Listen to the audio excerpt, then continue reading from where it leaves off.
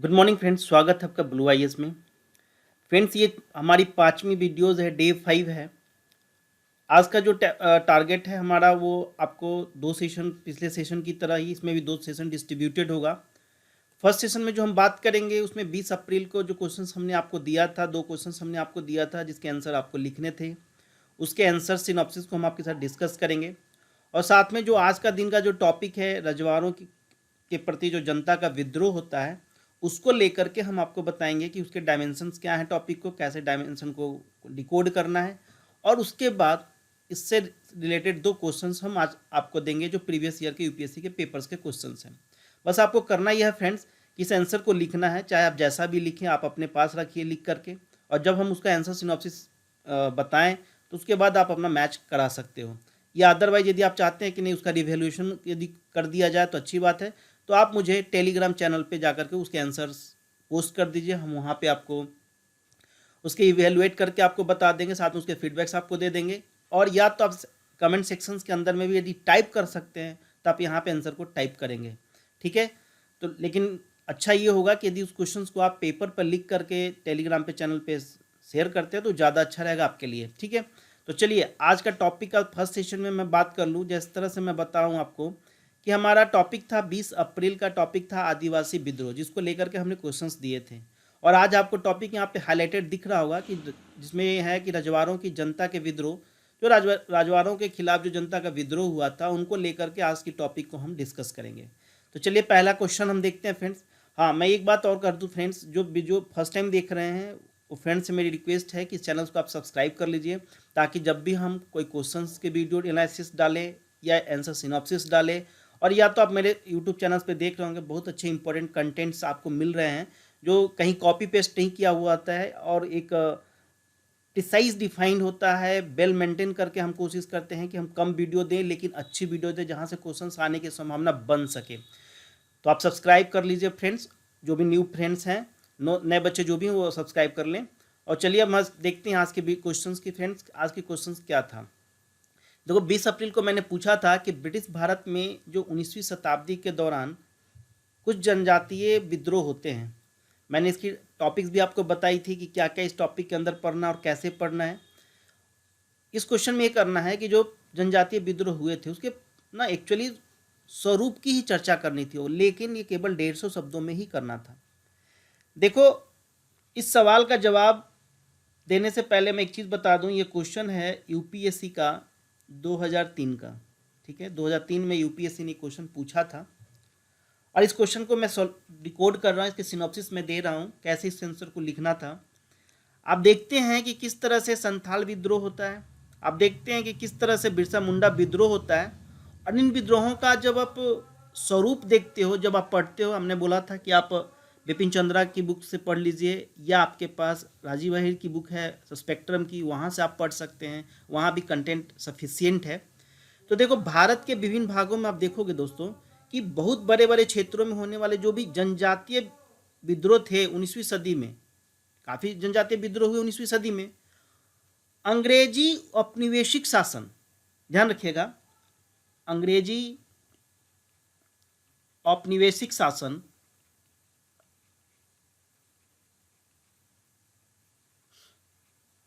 ठीक है, अंग्रेजी औपनिवेशिक शासन जागीरदारों के प्रति, महाजनों के प्रति, व्यापारियों के प्रति, इन लोगों के प्रति ना देखोगे कि ये जो आंदोलन हुए इनके अत्याचार और इनके शोषण के विरुद्ध हुआ, ठीक है।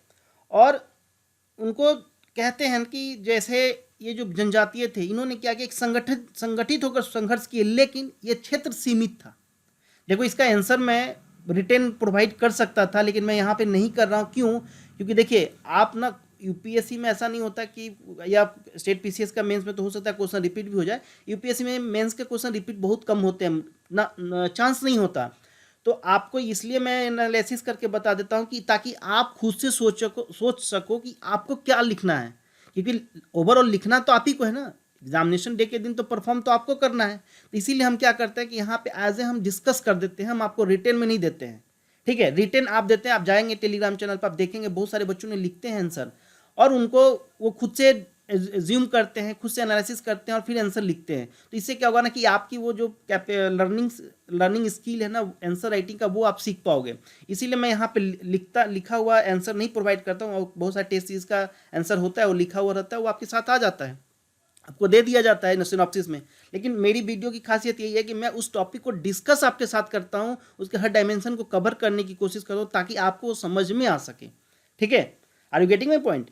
तो देखिए, आप देखते हैं कि जो भी जनजातीय विद्रोह होता है वो जनरली आप देखते हो जो औपनिवेशिक शासक हैं, अंग्रेज हैं, उनके खिलाफ हो जाता है।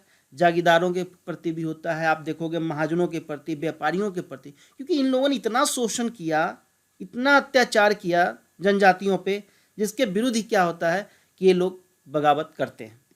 एक बात याद ध्यान रखना कि इन जनजातियों का जो विद्रोह का स्वरूप है ना फ्रेंड्स, ये जो स्वरूप की बात किया गया है, ये स्वरूप देखोगे तीन तरह से आपको दिखाई देगा।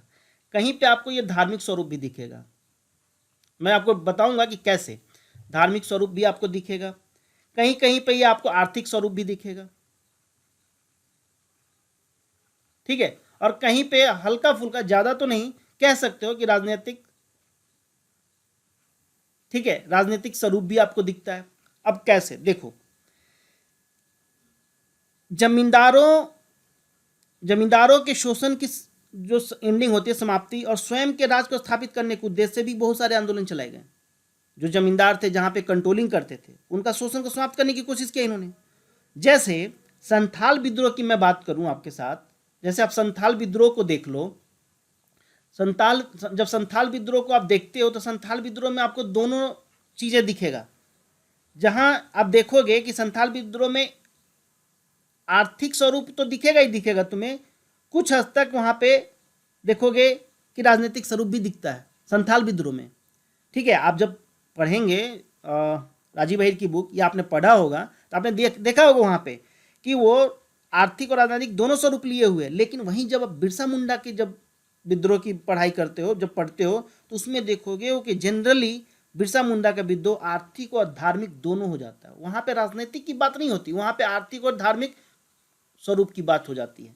तो इस तरह से यदि इस क्वेश्चन का जवाब लिखना होता तो आप ये कह सकते थे कि संथालों का विद्रोह जहां आर्थिक और राजनीतिक स्वरूप ले लिया, वहीं पे बिरसा मुंडा का विद्रोह आर्थिक और धार्मिक आधार पर था। ये विद्रोह देखोगे फ्रेंड्स कि प्रायः संगठित एवं सशक्त विद्रोह होते थे, लेकिन क्षेत्र सीमित होता था। ऐसा नहीं कि पूरे क्षेत्र में एक पार्टिकुलर क्षेत्र में एक पार्टिकुलर कम्युनिटी के द्वारा, एक पार्टिकुलर जनजाति के द्वारा, और खास करके उसी जनजाति के नेता, उसी जनजाति के लीडर उसको लीड करते थे। आपको पिछले वीडियो में भी मैंने बताया था, जो फ्रेंड्स पहली बार वीडियो देख रहे हैं तो आप चले जाएंगे प्लेलिस्ट में, आपको वीडियोस मिल जाएंगी। उसमें देखते हैं आप क्या कि इन लोग जो जनजाति होते हैं, नेता होते हैं, वो अपने आप को दैवीय शक्ति से परिपूर्ण मानते हैं, दैवीय शक्ति की बात करने लगते हैं। अब देखो, ध्यान रखने वाली बात यहाँ पे कि सामान्यतः आप देखते हो कि ये जो विद्रोह क्षेत्रीय स्वरूप लिए हुए थे ना, लेकिन राष्ट्रीय स्तर पर इन विद्रोहों द्वारा कोई, बोलते हैं ना कि जन जागृति पैदा करने में कोई ज्यादा सहायता नहीं प्राप्त हो सकी। आप देखोगे कि विद्रोह में न केवल उस जनजाति के साधारण लोग ही शामिल हुए, बल्कि उस जनजाति के जो प्रमुख एज अ लीडर जिनको कहते हो, उन्होंने भी भाग लिया, क्योंकि वे भी अंग्रेजों के शोषणकारी जो नीति थी ना, उससे नहीं बच सके थे। ठीक है, इसलिए आप कह सकते हो कि जनजातियों के विद्रोह में उनके जातीय हित ही बुनियादी कारण। आने वाली पॉइंट वो है कि इनकी जो विद्रोह थी ना, उनके जनजातीय हित, जातीय हित ही इनकी बुनियाद थी। ठीक है, और कई विद्रोह ऐसे हुए ब्रिटिश सत्ता की समाप्ति हित के लिए, और इस दृष्टि से आप कह सकते हो कि इन जनजातीय आंदोलनों को एक अग्रदृष्टि माना जा सकता है। मतलब आगे के जो आंदोलन हुए उसके लिए इन्होंने एक तरह से एक चिंगारी का काम किया, ठीक है, एक लीड करने का काम किया। तो ओवरऑल आपको समझ में आ रहा होगा कि क्वेश्चन का जवाब आपको क्या लिखना था। इसमें स्वरूप की बात करनी थी, और स्वरूप में वही देखना था, एंगल देखना था हमें, धार्मिक, आर्थिक स्वरूप और राजनीतिक स्वरूप। जहां आप एग्जाम्पल दे करके संथाल को और मुंडा विद्रोह को एज ए कनेक्ट कर देते। संथाल विद्रोह में आप बोल देते कि ये आर्थिक स्वरूप के साथ साथ इसमें कुछ हद तक राजनीतिक स्वरूप को भी बात करता है। दूसरा, जब बिरसा मुंडा के आंदोलन को लेकर के यहाँ पे डिस्कस करते तो वहाँ पे आप कह सकते थे कि यहाँ पे आर्थिक के साथ साथ कुछ धार्मिक आधार भी दिखाई देता है। तो इस तरह से ओवरऑल आपको ये क्वेश्चंस के जवाब करने थे, लेकिन ये केवल 150 शब्दों में करना था, तो इससे ज़्यादा पॉइंट आपको लिखना नहीं था। ठीक है, अब देखिए हमने जो बोला था कि हमारा जो सेशन था उसमें मैंने पिछले क्लास में एक और क्वेश्चन फ्रेंड बताया था। उस क्वेश्चन का लिखना ये था कि जो 1857 का जो विद्रोह हुआ था ना, 1857 का जो विद्रोह हुआ था, उस विद्रोह में महिलाओं की भूमिका की जांच करना था। देखो, स्वतंत्रता आंदोलन में महिलाओं की भूमिका की तो बात करते हैं सब लोग, लेकिन 1857 में भी महिलाओं की भूमिका थी, ऐसा इसको नेग्लेक्ट नहीं किया जा सकता है। और इसको लेकर के 100 शब्दों में एक आंसर लिखना था। इसका आंसर मैंने ऑलरेडी यहाँ पे रिटेन में दे रखा है, लेकिन ये आंसर नहीं है, एक सिनॉप्सिस टाइप का मैंने हाईलाइट किया है। इसके पहले मैं 2-3 चीज़ें आपको और बता दूं कि कुछ महिलाओं के बारे में बता दूं कि जिन्होंने 1857 के विद्रोह में देखोगे कि उनका पार्टिसिपेशन होता है। जैसे आप देखते हैं, पहला नाम आता है झांसी की रानी का। ठीक है, झांसी की रानी को आप देख सकते हो। दूसरा नाम है बेगम हजरत महल का। तीसरा नाम में आता है झलकारी बाई, जिनको झांसी की दुर्गा दल भी बोला जाता है। एक नाम आता है उड़ा देवी का, और एक नाम आता है अजुजुन बाई का। तो ऐसे प्रोमिनेंट थे, इनका हिस्ट्री में आपको नहीं दिखेगा, कहीं पे बुक में भी लिखा हुआ, लेकिन आप एक मैंने यहाँ पे लिंक भी दे रखा है सोर्स, जहाँ से आप जाकर के इस लिंक पे क्लिक करके ना एक बार डिटेल आप पढ़ सकते हो। ये द वायर की एक आर्टिकल है जिसमें फॉरगेटन वुमेन ऑफ 1857 पे उन्होंने एक आर्टिकल लिखा है। तो यहाँ से मुझे मॉडर्न इंडिया से संबंधित कुछ पॉइंट्स लगे कि इसको इंक्लूड किया जा सकता है, क्योंकि यूपीएससी की खासियत रही है थोड़ा सा इन चीज़ों को डीप में करने का। जैसे आप क्वेश्चंस यूपीएससी के देख करके भी आपको पता चलेगा। तो देखो, इनके बारे में मैंने यहाँ पे डिटेल कर दिया है। जैसे लक्ष्मीबाई के बारे में आपको सिंपल सा पता होना चाहिए कि जो लॉर्ड डलहौजी की जो एक फेमस था ना डॉक्ट्रिन ऑफ लैप्स, उसके विरोध में ये खड़ा हो जाती हैं, अपना झांसी न देने की बात करती हैं। वहीं आप हजरत महल को देखते हो कि नवाब वाजिद अली शाह की बेगम होती हैं वो, और उन्होंने चिन्हट की जो लड़ाई होती है उसमें उन्होंने पार्टिसिपेट करते हैं। फिर लखनऊ में के एरिया में काफ़ी अच्छा टक्कर देती हैं अंग्रेज़ों को, उनको लेकर के। और साथ में एक थी झलकारी बाई, ये भी आपको झलकारी बाई जो थी वो झांसी की दुर्गा दल की जो महिला ब्रिगेड थी उसका हिस्सा थी।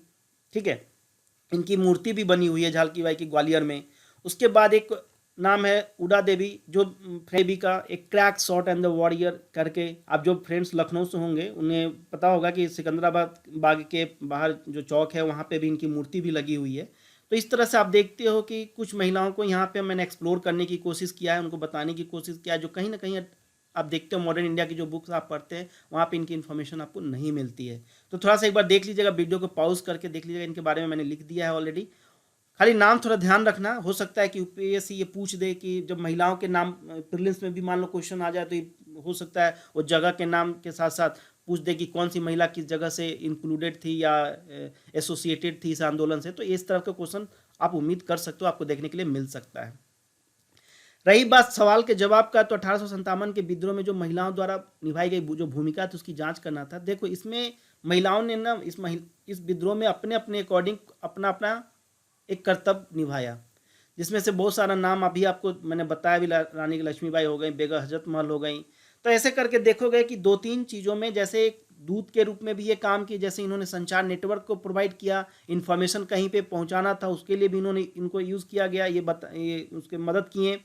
साथ में उन्होंने दूसरों को प्रेरित भी किया। कैसे प्रेरित किया? कहा जाता है कि सुरसी नाम की एक भील महिला आदिवासी थी, उन्होंने अपने बेटे को प्रेरित किया था, जो एक आदिवासी नेता है, ठीक है, और जो अंग्रेजों के खिलाफ लड़ने के लिए। तो इस तरह से ध्यान रखना, ये प्रेरित करने का, मोटिवेट करने का काम किया। दूसरा कुछ ऐसे ही नाम आता है, जैसे असगारी बेगम हो गई, आशा देवी हो गई, भगवती देवी हो गई, जैसी महिलाओं ने अपना स्थानीय क्षेत्रों में, जो उनका लोकल क्षेत्र था, वहाँ पर भी अंग्रेजों के द्वारा जो शोषण किया जाता था उसके विरोध में इन्होंने लड़ाइयाँ लड़ी। तो इस तरह से आप देखते हो कि 1857 में सिर्फ पुरुषों का ही योगदान नहीं रहा है, कुछ हद तक महिलाओं का भी योगदान रहा है। लेकिन कहते हैं ना कि हिस्ट्री में कहीं ना कहीं इनको वो जगह नहीं मिल पाया जो लिखा जाना चाहिए था। तो मैंने कोशिश किया है, इसको एक आर्टिकल था आपका द वायर का, जिसका मैंने लिंक भी आपको प्रोवाइड कर दिया, वहाँ से आप जाके इनके बारे में पढ़ सकते हो। और रही बात आज की टॉपिक से, पहले भी मैंने कुछ टॉपिक आपके साथ डिस्कस किए थे। उस टॉपिक में आपने देखा था कि हमने समाज एवं सुधार आंदोलन को लेकर के बात किया, हमने भारत में नए वर्ग के उदय को लेकर के बात किया, हमने 1857 के विद्रोह की लेकर बात किया, हमने आदिवासी विद्रोह की बात किया, और आज की टॉपिक थी हमारे रजवाड़ों की।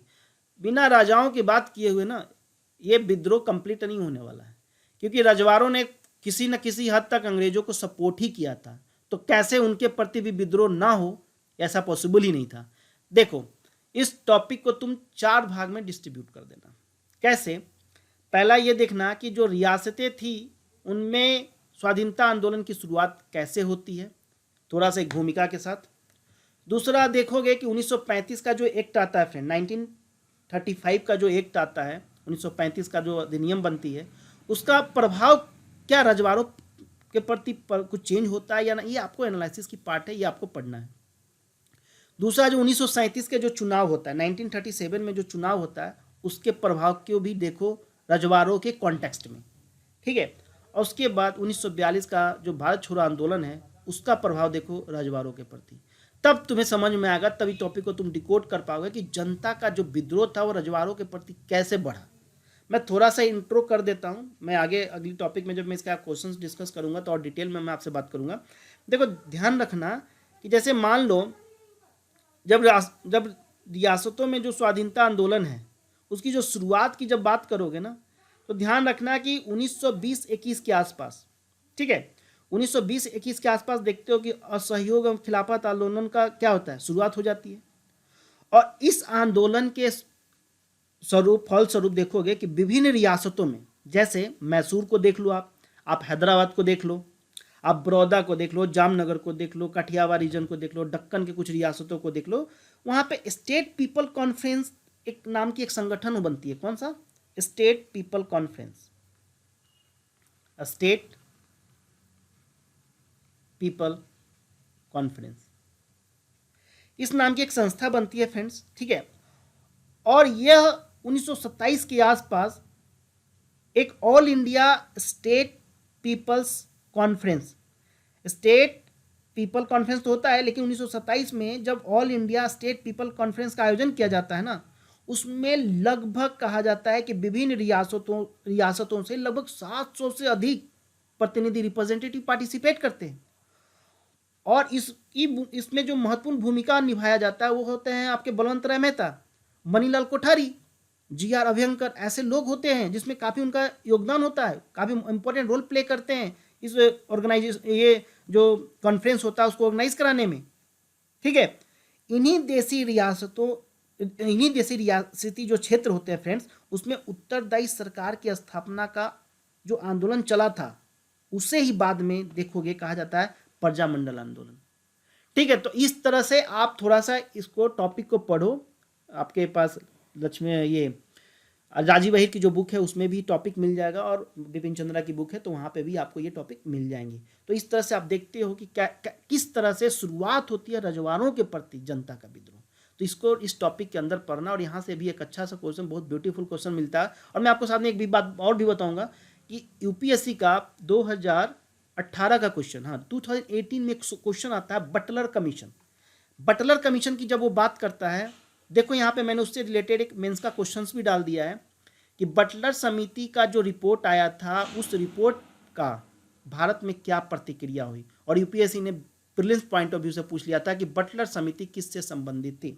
देखो, कुछ फ्रेंड्स ने हमें ये कमेंट के थ्रू और टेलीग्राम चैनल्स में भी बताया था कि थोड़ा सा मुझे ना कहते हैं कि एनालिसिस, जैसे मान लो कोई टॉपिक है उसको लिखा रहता है कि एनालिसिस कीजिए या विवेचना कीजिए, डिस्कस कीजिए, ठीक है, क्रिटिकल एनालिसिस कीजिए, तो उस कीवर्ड को समझाने के लिए तो देखो पॉसिबल नहीं है कि एक वीडियोस में हम कर सके, तो उसके लिए मैं एक स्पेशल सेपरेट वीडियो लेके आऊँगा। और यदि आप लोगों को भी लगता है कि हाँ उस टाइप के मुझे क्वेश्चंस का जो कीवर्ड्स है उसे समझने में दिक्कत हो रही है, तो आप प्लीज़ कमेंट जरूर कीजिएगा, ताकि मुझे भी लगे कि हाँ सबको ज़रूरत है। क्योंकि हो सकता है कि एक दो बच्चे को प्रॉब्लम हो सकती है, लेकिन सबको प्रॉब्लम हो ऐसा पॉसिबल नहीं है, लेकिन फिर भी हो सकता है। हिंदी के लिए तो थोड़ा सा दिक्कत है, क्योंकि इंग्लिश में तो हर जगह कंटेंट्स अवेलेबल हो जाते हैं, लेकिन हिंदी मीडियम में थोड़ा सा एनालिसिस, विवेचना, ये सब करना थोड़ा सा क्रिटिकल माना जाता है, ठीक है। और मेंस आंसर राइटिंग का निचोड़ भी है ये, जब आपको यही नहीं समझ में आ रहा है क्वेश्चन में कि आपको एनालिसिस करना है कि डिस्कस करना है कि क्रिटिकल एनालिसिस करना है, तो फिर आप आंसर क्या लिखते हैं। तो इस पर मैं स्पेशल सेपरेट वीडियो एक लेके आऊँगा, उसमें मैं डेली में बता रहा हूँ कि उसमें हर यूपीएससी के क्वेश्चंस को ले करके फिर मैं डिस्कस करूँगा कि इसमें एनालिसिस लिखना है तो किस तरह से हमें क्वेश्चंस को उसके पॉजिटिव पॉइंट, कैसे उसका निगेटिव पॉइंट, कैसे उसकी भूमिका, कैसे उसका इंट्रोडक्शन तैयार करना है, कैसे उसका कंक्लूजन लिखना है, ऐसा करके मैं डिटेल करूँगा, लेकिन वो वीडियो लंबी हो जाएगी, इसलिए मैं उस वीडियो को 2 या 3 पार्ट में लेके आपके लिए आऊँगा। तो क्वेश्चन यहाँ पे 2 फ्रेंड है। 22 अप्रैल का पहला क्वेश्चन है कि भारत के स्वतंत्रता पूर्व के दशक में देसी रियासतों के जो प्रजामंडल आंदोलन था ना, जिसकी मैं अभी बात कर रहा था, प्रजामंडल आंदोलन का क्या महत्व है, लिखना है आपको केवल 150 शब्दों में। दूसरा क्वेश्चन जो मैंने बोला कि बटलर समिति का जो रिपोर्ट थी उसका क्या प्रतिक्रिया थी, क्या प्रतिक्रिया हुई भारत में जब ये रिपोर्ट आई, इसको आपको 250 शब्दों में लिखना था। तो देखिए, जो अब 2021 के लिए मेंस की यूपीएससी हो, स्टेट पीसीएस को हो, तैयारी कर रहे हैं फ्रेंड्स ना, जब भी मेंस की टॉपिक पढ़ते हो ना, तो जो मेंस के प्रति क्या होगा, जब मेंस की तैयारी कर रहे हो तो उसमें क्या होगा, उसके एनालिसिस पार्ट को देख लो। जब प्रिलिम्स पॉइंट ऑफ व्यू से देखना चाहते हो तो बटलर समिति है, तो भाई क्यों लाया गया था बटलर समिति, या ये भी कह सकते हो कि किसके कार्यकाल में लाया गया बटलर समिति, या बटलर समिति का उद्देश्य क्या था। 3 क्वेश्चन बन सकता है। तो इस तरह से आप इस क्वेश्चन को एनालाइज करेंगे। तो ये टॉपिक था हमारा आज, जो मैंने आपके साथ डिस्कस किया है। और मैं रिकैप कर दूं कि आज मैंने क्या क्या आपके साथ डिस्कस किया फ्रेंड्स। सबसे पहली बात तो मैंने ये बताया कि 2020 अप्रैल को जो क्वेश्चन मैंने पूछा था, ब्रिटिश भारत में 19वीं शताब्दी में जो प्रमुख जनजाति विद्रोह हुआ था उसके स्वरूप को लेकर चर्चा करना था। उसके बाद मैंने आपसे बताया कि जो फॉरगेटन वोमेन है 1857 का, उनके बारे में आपको मैंने बताया, जिसमें से मुख्यतः नाम है झांसी की रानी का, हजरत बेगम। उसके बाद आपका नाम है झलकारी बाई, जो झांसी और झांसी की दुर्गा दल भी इनको कहा जाता है। एक उड़ा देवी का भी मैंने बात की आपके साथ। फिर एक छोटी सी बात हुई थी अजूजमन बाई की। फिर उसके बाद मैंने जो सेकंड क्वेश्चन था, ब्रिटिश आंदोलन में जो 1857 के विद्रोह हुआ था, उसमें महिलाओं की द्वारा जो निभाई गई भूमिका थी, उसकी भूमिका की जांच करनी थी। और उसके बाद मैंने आपको ये बात किया कि रजवाड़ों के प्रति जो जनता का विद्रोह हुआ था, उस डायमेंशन को आपको कैसे कवर करना है। और उसके बाद मैंने आज आपको एक क्वेश्चन दिया है, जिसमें पहला क्वेश्चन था कि भारत के स्वतंत्रता पूर्व के दशक में देसी रियासतों के प्रजामंडल आंदोलन का क्या महत्व था, और दूसरा क्वेश्चन था कि बटलर समिति की रिपोर्ट क्या थी और इस रिपोर्ट में भारत में क्या प्रतिक्रिया हुई। यही जवाब आपको देने थे। आप इस आंसर्स को लिखिए फ्रेंड्स।